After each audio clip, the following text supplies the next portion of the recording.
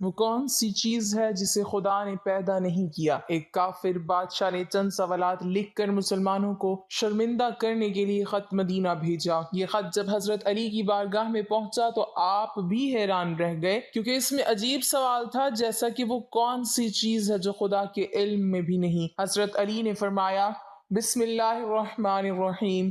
ناصرین، اللہ تعالیٰ نے حضرت علی رضی اللہ تعالیٰ عنہ کو عقل و خرد کی اس قدر عرفہ و اعلیٰ صلاحیتوں سے نوازا تھا کہ جو مسائل دوسرے حضرات کے نزدیک پیچیدہ اور لا ینحل سمجھے جاتے تھے، انہی مسائل کو وہ آسانی سے حل کر دیتے تھے۔ اکابر صحابہ اکرام رضوان اللہ علیہم اجمعین ایسے اوقات سے پناہ مانگتے تھے کہ جب کوئی مشکل مسئلہ پیش آ جائے اور اس کے حل کے لیے حضرت علی رضی اللہ تعالیٰ عنہ موجود نہ ہو۔ ایک دفعہ یہودیوں کی ایک جماعت حضرت علی رضی اللہ تعالیٰ عنہ کے پاس آئی اور وہ حضرت علی رضی اللہ تعالیٰ عنہ کے علم اور دانائی کے مقام سے واقف تھے۔ وہ نادان یہ سوچ کر آئے تھے کہ اگر کسی طریقے سے وہ حضرت علی رضی اللہ تعالیٰ عنہ کو علمی بنیاد پر شکست دے دیں تو اس سے مسلمانوں کو شرمندگی ہوگی اور ہر طرف ہمارا ڈنکا بجنے لگے گا۔ اس یہودی جماعت نے یہ بھی منصوبہ بنایا کہ ہم نہ صرف آپ سے سوال کریں گے بلکہ آپ سے سوال آپ کی کتاب یعنی قرآن مجید سے نہیں بلکہ اپنی کتاب یعنی تورات سے کریں گے۔ اس جماعت نے من ہی من میں یہ سوچ لیا تھا کہ اگر حضرت علی رضی اللہ تعالیٰ عنہ ہماری شرائط کے مطابق تورات سے جواب دینے پر راضی ہو بھی جاتے ہیں تو یہی ہماری جیت ہوگی، لیکن کیسے؟ ناظرین، یہودیوں کی اس جماعت کا ماننا کچھ یوں تھا کہ حضرت علی رضی اللہ تعالیٰ عنہ بہرحال حضرت محمد صلی اللہ علیہ وسلم کے ماننے والے ہیں اور حضرت محمد صلی اللہ علیہ وسلم پر قرآن پاک نازل ہوا تو یہ بات ممکن نہیں کہ حضرت علی رضی اللہ تعالیٰ عنہ کسی سورت تورات کے سوالوں کا جواب تورات سے ہی دے سکیں۔ ناظرین، یہودیوں کی جماعت کا سربراہ جس کا نام راسل جالود تھا، اس کی زیر قیادت یہ جماعت حضرت علی رضی اللہ تعالیٰ عنہ کے پاس آئی تھی۔ راسل جالود بولا، اے علی، ہم لوگوں نے آپ کے علم کا بہت چرچا سنا ہے۔ حضرت علی کرم اللہ وجہ الکریم مسکرا کر بولے، تو کیا اس بات کی تصدیق کرنے آئے ہو؟ راسل جالود بولا، ہم آپ سے چند سوالات کریں گے، آپ کو ان سوالوں کا جواب ہماری کتاب تورات سے دینا ہوگا، اور اگر آپ نے سب کے سامنے ہمارے سوالوں کے جواب دے دیے تو ہم آپ کو باب العلم مان لیں گے۔ حضرت علی کرم اللہ وجہ الکریم نے مسکرا کے جواب دیا، میں فی الحال اس بات سے بالکل غافل ہوں کہ تم لوگ کیا سوالات کرو گے اور تم کیا سوچ کے آئے ہو۔ اگر میں تمہارے سوالوں کے جواب دینے میں کامیاب ہو گیا تو کیا تم لوگ دین اسلام قبول کرو گے؟ یہودی اس بات پر آمادہ ہو گئے کہ اگر ان کے تمام سوالوں کے جواب انہیں تورات سے مل گئے تو وہ یہودی مذہب چھوڑ کر اسلام قبول کر لیں گے، اور یہ اس بات کی دلیل ہوگی کہ جن سے آپ نے علم سیکھا ہے وہ یقیناً اللہ کی طرف سے بھیجے گئے سچے نبی ہیں۔ ناظرین، اب تمام معاملات طے پا چکے تھے اور پورا مجمع خاموش ہو کر بیٹھ چکا تھا۔ سوالوں کا سلسلہ شروع ہوا۔ یہودی عالم راسل جالوت نے مجمع کی جانب دیکھا اور علم کے تکبر سے بھرپور لہجے میں سوال کیا، اے علی، یہ بتائیے کہ وہ کون سی چیز ہے جو خدا کے لیے نہیں ہے؟ یہودی یہ جانتے تھے کہ مسلمانوں کی کتاب میں درج ہے کہ ہر چیز اللہ کے لیے ہے اور اس بات کا جواب حضرت علی کے لیے دینا ناممکن ہوگا۔ مجمع میں بیٹھے تمام افراد سوچ میں ڈوب گئے کہ کائنات میں کوئی ایسی چیز بھی ہے جو اللہ کے لیے نہ ہو۔ تب حضرت علی رضی اللہ تعالیٰ عنہ نے بغیر کسی توقف کے فرمایا کہ تم جاننا چاہتے ہو کہ وہ کون سی چیز ہے جو اللہ کے لیے نہیں ہے، تو اس کا جواب شرک ہے۔ اللہ ہر قسم کے شرک سے پاک ہے۔ تمام مجمع جو بیٹھا سن رہا تھا بے ساختہ واہ واہ کہہ اٹھا۔ ناظرین، اب راسل جالوت نے دوسرا سوال کیا، اے علی، یہ بتائیے کہ وہ کون سی جگہ ہے جہاں اللہ موجود نہیں ہے؟ حضرت علی نے اس کو فوراً جواب دیا کہ اللہ تعالیٰ ہر جگہ موجود ہے۔ اس پر راسل جالوت بولا، اس سوال کا جواب آپ ہمیں ہماری کتاب سے دیں۔ حضرت علی رضی اللہ تعالیٰ عنہ نے فرمایا کہ کیا تمہاری کتاب میں یہ نہیں لکھا ہے کہ حضرت موسیٰ علیہ السلام کے پاس ایک فرشتہ آیا اور حضرت موسیٰ علیہ السلام نے اس سے پوچھا کہ تم کہاں سے آئے ہو، تو اس نے جواب دیا کہ میں 7ویں آسمان سے آپ کے پاس حاضر ہوا ہوں۔ اتنے میں حضرت موسیٰ علیہ السلام کے پاس دوسرا فرشتہ آیا۔ حضرت موسیٰ علیہ السلام نے اس سے پوچھا کہ تم کہاں سے آئے ہو، اس نے جواب دیا میں زمین کے 7ویں طبق سے آپ کے پاس حاضر ہوا ہوں۔ حضرت موسیٰ علیہ السلام نے پہلے فرشتے سے پوچھا 7ویں آسمان میں تمہارے قریب کون تھا؟ فرشتے نے جواب دیا میرے قریب میرا رب تھا۔ حضرت موسیٰ علیہ السلام نے زمین سے آنے والے دوسرے فرشتے سے پوچھا تمہارے قریب کون تھا؟ اس نے جواب دیا میرے قریب میرا رب تھا۔ تو اس سے یہ معلوم ہوا کہ بلندیوں کی انتہا ہو یا گہرائیوں کی انتہا اللہ رب العزت ہر جگہ موجود ہے۔ ناظرین، راسل جالوت اب تھوڑا گھبرا گیا تھا، یہ دیکھ کر کہ حضرت علی رضی اللہ تعالی عنہ نے اس کے سوالوں کے جواب اس کی کتاب سے ہی دے دیے تھے۔ اب اس نے حضرت علی رضی اللہ تعالی عنہ سے تیسرا سوال پوچھا، اے علی، یہ بتائیے کہ وہ کون سی چیز ہے جو خدا کے قریب نہیں ہے؟ حضرت علی رضی اللہ تعالی عنہ نے فرمایا کہ ظلم ایک ایسی چیز ہے جو میرے رب کے قریب نہیں ہے۔ ناظرین، اب راسل جالوت نے پے در پے شکست کھانے کے بعد اپنے سوالوں کا زاویہ بدل لیا۔ اب اس نے علمی سوال کے بجائے تاریخی اور سائنسی سوالوں کی طرف اپنا رخ موڑ لیا اور بہت ہی تکبر بھرے انداز میں اس نے پوچھا، اے علی، اس چشمے کا نام بتائیں جو زمین پر پہلی مرتبہ جاری ہوا۔ حضرت علی کرم اللہ وجہ الکریم بولے کہ اس چشمے کو چھوڑو، پہلے یہ بتاؤ کہ تمہارے دل میں کیا ہے، اور تمہارے دل میں یہ ہے کہ وہ چشمہ بیت المقدس کی ایک چٹان کے نیچے ہے۔ راسل جالوت کے منہ سے بے ساختہ ہاں نکلا تو حضرت علی بولے کہ آج اپنی اصلاح کر لو، کیونکہ زمین پر بہنے والا پہلا چشمہ وہ نہیں جسے تم لوگ سمجھتے ہو، بلکہ زمین پر بہنے والا پہلا چشمہ وہ ہے جس سے حضرت خضر علیہ السلام نے پانی پیا، اور یہی وہ چشمہ ہے جس سے آب حیات جاری ہوا۔ ناظرین، راسل جالوت اب مزید گھبرا گیا تھا۔ اس نے گھبراہٹ میں حضرت علی رضی اللہ تعالی عنہ سے ایک اور تاریخی سوال کیا، اے علی، یہ بتائیے کہ وہ کون سا پتھر ہے جو آسمان سے پہلی دفعہ اتارا گیا؟ حضرت علی نے جواب دینے سے پہلے ایک جملہ کہا، یقیناً تم لوگوں کے ذہنوں میں پہلا پتھر وہ ہے جو بیت المقدس میں نصب ہے، لیکن تم اس بات کو کیوں بھول جاتے ہو کہ خانہ کعبہ بیت المقدس سے کہیں پرانا ہے، اور حجر اسود اسی وقت نصب کیا گیا جب خانہ کعبہ پہلی دفعہ تعمیر ہوا تھا، اور وہی پہلا پتھر ہے۔ یہودی آپ کے جوابات سن کر ہمت نہ کر سکے کہ انہیں غلط قرار دیں، کیونکہ وہ ہر جواب انتہائی دلیل کے ساتھ دے رہے تھے اور ان کی اصلاح بھی کرتے جا رہے تھے۔ اب کی بار راسل جالوت نے ایک صاحب سے سوال پوچھا۔ اس نے پوچھا، یہ بتائیے کہ وہ کون سی چیزیں ہیں جو مسلسل کم اور زیادہ ہوتی رہتی ہیں؟ حضرت علی رضی اللہ تعالی عنہ بغیر کسی توقف کے بولے کہ تم اپنے ماہ السال پر غور کرو تو تمہیں خود ہی اس سوال کا جواب مل جائے گا۔ راسل جالوت نے پوچھا، وہ کیسے؟ آپ نے فرمایا، کوئی دن اگلے دن کے برابر نہیں ہوتا، اسی طرح گزشتہ رات اگلی رات کے برابر نہیں ہوتی۔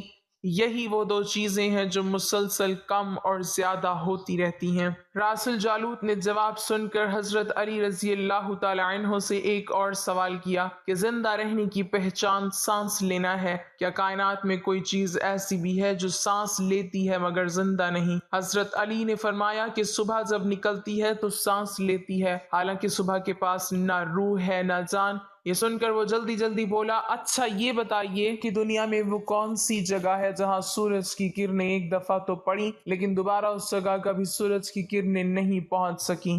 حضرت علی رضی اللہ تعالی عنہ نے فرمایا، ہاں، یہ سمندر کی وہ جگہ ہے جہاں سے حضرت موسیٰ علیہ السلام اور ان کی قوم گزری تھی، اور سمندر اللہ تعالیٰ کے حکم سے دو حصوں میں تقسیم ہو گیا تھا، بس اس قافلے کے گزرتے ہوئے سورج کی کرنیں اس جگہ ضرور پڑی تھیں، لیکن اس کے بعد سورج کی کرنیں کبھی بھی وہاں نہیں پہنچ سکیں۔ ناظرین، جواب پاتے ہی اس نے حضرت علی رضی اللہ تعالی عنہ سے پھر سوال کیا کہ یہ بتائیں کہ وہ کون سی دو چیزیں ہیں جو ہمیشہ غائب رہتی ہیں، اور وہ کون سی دو چیزیں ہیں جو ہمیشہ حاضر رہتی ہیں؟ حضرت علی رضی اللہ تعالی عنہ نے فرمایا کہ آسمان اور زمین کی طرف دیکھو، یہ دونوں تمہیں کبھی غائب نظر نہیں آئیں گے، یہ دونوں ہمیشہ حاضر رہتے ہیں، اور موت اور زندگی کو ڈھونڈو تو تمہیں ان کے بارے میں کبھی پتہ نہیں چلے گا کہ وہ کہاں ہیں اور کب آ جاتی ہیں۔ اگلا سوال راسل جالوت نے یہ کیا کہ اے علی، یہ بتائیے کہ وہ کون سی چیز ہے جس کا خالق خود اللہ ہے مگر اسی کے بارے میں خود سوال بھی کرتا ہے؟ حضرت علی بولے، حضرت موسیٰ علیہ السلام کا عصا مبارک کا خالق خود اللہ ہے، اور اس عصا کے بارے میں اسی نے خود موسیٰ علیہ السلام سے سوال بھی کیا اور پوچھا کہ موسیٰ، یہ آپ کے ہاتھ میں کیا ہے؟ پھر اس نے اگلا سوال کیا کہ بیت اللہ کا طواف تو ذی حیات کرتے ہیں، لیکن اس بے جان چیز کے بارے میں بتائیں جس نے بیت اللہ کا طواف کیا۔ حضرت علی کرم اللہ وجہ الکریم بلا توقف بولے کہ کشتی نوح ایک ایسی بے جان چیز ہے جو طوفان کے دوران اس مقام پر پہنچی جہاں بیت اللہ ہے تو اس نے اس کے گرد 7 چکر لگائے، اس نے باب العلم حضرت علی رضی اللہ تعالی عنہ سے کئی سوال کیے اور تمام کے جواب آپ نے بالکل ٹھیک ٹھیک بنا توقف دیے۔ تو مجمع میں بیٹھے ہوئے ایک یہودی بولا کہ حضرت دنیا میں ہر شخص سوچ کے جواب دیتا ہے، لیکن آپ تو ہر سوال کا جواب بلا توقف دے رہے ہیں۔ حضرت علی رضی اللہ تعالی عنہ نے اس سوال کے بدلے اس یہودی سے ایک سوال کیا، بتاؤ تمہارے ہاتھ میں کتنی انگلیاں ہیں؟ اس نے فوراً جواب دیا 5۔ حضرت علی رضی اللہ تعالی عنہ نے فرمایا تو نے بھی تو فوراً میرے سوال کا جواب دے دیا۔ اس یہودی نے کہا یا علی یہ کیسی بات ہوئی؟ مجھے معلوم ہے کہ میرے ہاتھ میں 5 انگلیاں ہیں۔ یہ سن کر حضرت علی رضی اللہ تعالی عنہ نے مسکراتے ہوئے کہا مجھے بھی یہ سارے علم ایسے ہی معلوم ہے جیسے تجھے یہ معلوم ہے کہ تیرے ہاتھ میں 5 انگلیاں ہیں۔ یہودی نادان نہیں جانتے تھے باب العلم کے پاس کائنات کے رازوں کا علم ہے، لیکن جب انہیں تمام سوالات کے جوابات ٹھیک ٹھیک مل گئے تو راس الجالوت سمیت تمام گروہ نے کلمہ پڑھا اور سب کے سب دائرہ اسلام میں داخل ہو گئے۔ مناقب علی میں علامہ ابن جوزی لکھتے ہیں کہ حضرت عمر فاروق جب خلافت کی مسند پر بیٹھے تو انہوں نے یہ بات کس وقت کہی تھی کہ میں اس مشکل وقت سے اللہ تعالیٰ کی پناہ چاہتا ہوں جس کے حل کرنے کے لیے حضرت علی رضی اللہ تعالی عنہ میرے پاس موجود نہ ہوں۔ اس کے جواب میں علامہ صاحب خود ہی لکھتے ہیں کہ ایک دفعہ کیسر روم نے چند سوالات لکھ کر مسلمانوں کے خلیفہ حضرت عمر کے پاس بھیجے۔ سوالات ایسے تھے کہ جن کا جواب روم میں بھی کسی کے پاس نہ تھا۔ ان سوالات کا مقصد مسلمانوں کو شرمندہ کرنا تھا تاکہ مسلمان اپنے دین سے مدنفر ہو جائیں۔ چنانچہ مسجد نبوی میں عظیم صحابیوں کی محفل جمی ہوئی تھی۔ کیسر روم کا قاصد آیا اور خط پڑھنا شروع کیا۔ خط کی تحریر کچھ یوں تھی کہ بادشاہ روم نے لکھا تھا کہ یہ خط ہے بادشاہ روم کیسر بنی الاصغر کا وقت کے خلیفہ حضرت عمر کی طرف کہ میں نے جو سوالات لکھے ہیں مجھے ان سب کے جوابات بتا دیجئے۔ نمبر 1 وہ کون سی چیز ہے جس کو خدا نے تخلیق نہیں کیا؟ نمبر 2 وہ کون سی چیز ہے جو خدا کے علم میں نہیں؟ نمبر 3 وہ کون سی چیز ہے جو اللہ تعالیٰ کے پاس نہیں؟ وہ کون سی چیز ہے جس کے سب بال ہی بال ہیں؟ وہ کون سی چیز ہے جس کا صرف منہ ہی منہ ہے؟ وہ کون سی چیز ہے جس کے صرف پاؤں ہی پاؤں ہیں؟ وہ کون سی چیز ہے جس کی صرف آنکھیں ہی آنکھیں ہیں؟ وہ کون سا بندہ ہے جس کا خاندان نہیں؟ وہ کون سی چیز ہے جو شکم مادر میں نہیں ہے؟ وہ کون سی بے جان چیز ہے جو سانس لے سکتی ہے؟ وہ کون سی بے جان چیز ہے جو سانس نہیں لے سکتی؟ ناقوس کی آواز کا معنی کیا ہے؟ وہ کون سی چیز ہے جس میں ایک مرتبہ پرواز کی؟ وہ کون سی چیز ہے جس پر صرف ایک بار سورج چمکا؟